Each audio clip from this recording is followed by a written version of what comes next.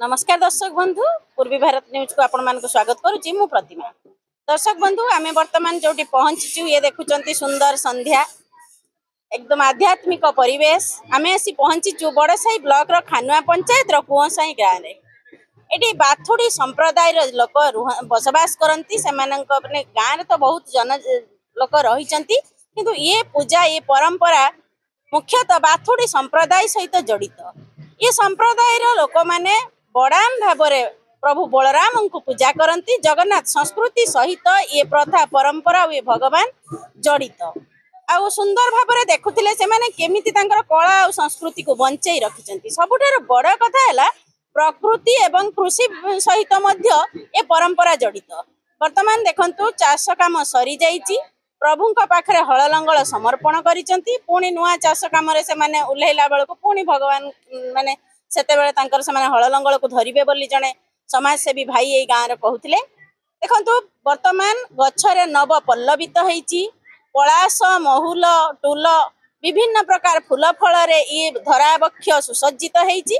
ठीक सेतिकी बेले ई बाथुड़ी संप्रदाय लोक माने प्रभु बलराम रूप में बड़ाम को माने पूजा करुछंती। तेणु ये सुंदर एवं नियारा परंपरा एवं ये जो संस्कृति को बंचाई रखिबा पई आपण माने देखुथिले केडे सुंदर भौणी माने घरर सबु भाउज माने केडे सुंदर से माने नृत्य गीत करुथिले।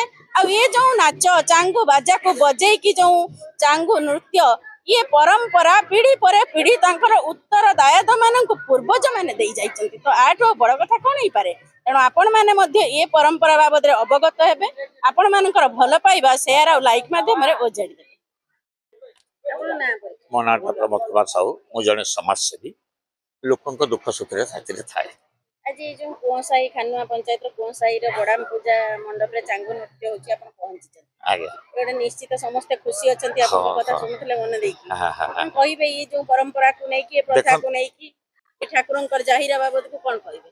देखंतु ये विश्वास ठाकुर ये कला संस्कृति को बजाई रखी ये जातिर रीतिनीति माने भावती ये जातिर इष्ट देवता हेले बड़ाम ठाकुर से विश्वास इष्ट देवता हेले ये बड़ाम ठाकुर।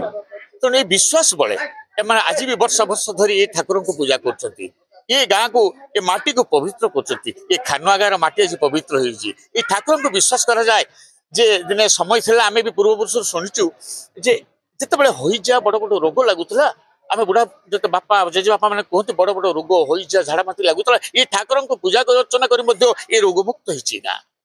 गोटे कथा आपन कहउतले माने आपनकर वक्तृता रे सुंदर भाबरे कहउतले जेमती प्रभु बलराम हाथ रे हळ धर से सेमती बड़ाम मध्ये हळ आ ज्वाली धरि नांती नहीं कथा होची ई जो बड़ाम जी आछन से प्रकृत बलभद्र जगन्नाथ संस्कृति सहित ये बड़ाम जड़ित अच्छी से प्रकृत में से बलभद्र जे कि आपणकर कौन कहते शिमिली पहाड़ पथर जोड़े अवस्थापन कर सी कौन कर सी जो जाति विश्वास करिए बड़ाम ऊपर विश्वास करिए से प्रत्येक गाँव में आणिक स्थापना करते बाट जा सेवा करने तो सुजोग मिलनी तेणु से आनी प्रत्येक गाँव में रखी प्रति वर्ष से पूजा अर्चना करती। प्रति वर्ष आम जाचु बड़ाम छाड़े समस्ते जिते लंगल ज्वाली खराब हो जाए से बड़ाम छाड़े रखी दिखती से समर्पित दिखती निजक जे प्रभु बलराम ये बड़ाम ठाकुर आम आपण को ये